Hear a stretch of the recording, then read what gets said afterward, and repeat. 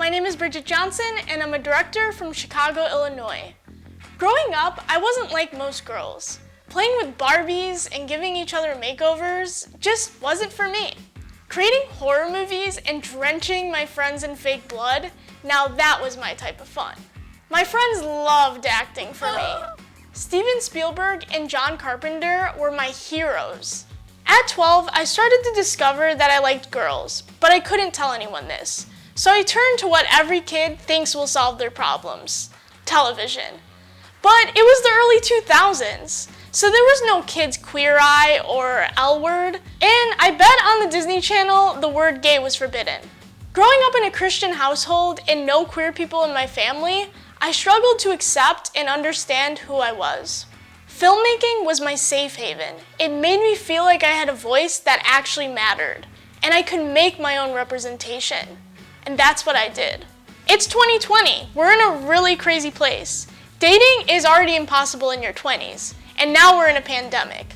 Where barely anyone flirts in the real world anymore, we turn to dating apps to find our soulmate or the perfect hookup.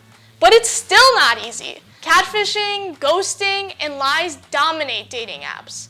We never know who we'll meet, a crusty 50-year-old man or the actual attractive girl in the photos.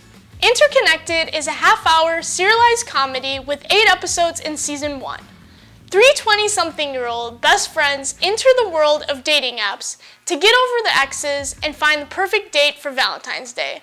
Think the L Word without a cis woman playing a trans character and tokenizing people of color, and High Fidelity if only there were more queer characters. There's intertwined story-like structure where all their dates are interconnected. Some themes we explore are friendship, embracing one's sexuality while practicing self-love, and intersectionality. I'll tackle topics the LGBT+ community really needs to discuss, like biphobia, even from lesbians, how to use they/them pronouns, what it really means to be politically correct without getting all preachy, and the stigma of gay hookup bar culture. Days before Valentine's Day, the 3 best friends get their hearts broken. Theo's ex says she fell out of love for Theo, but the truth is Theo became way too codependent. Cam blames her breakup on her and her ex not being astrologically compatible, but the truth is her selfishness killed the relationship. Milo finds out Maggie, his month-long lover, who he thought was the one, was cheating on him with his best friend from high school.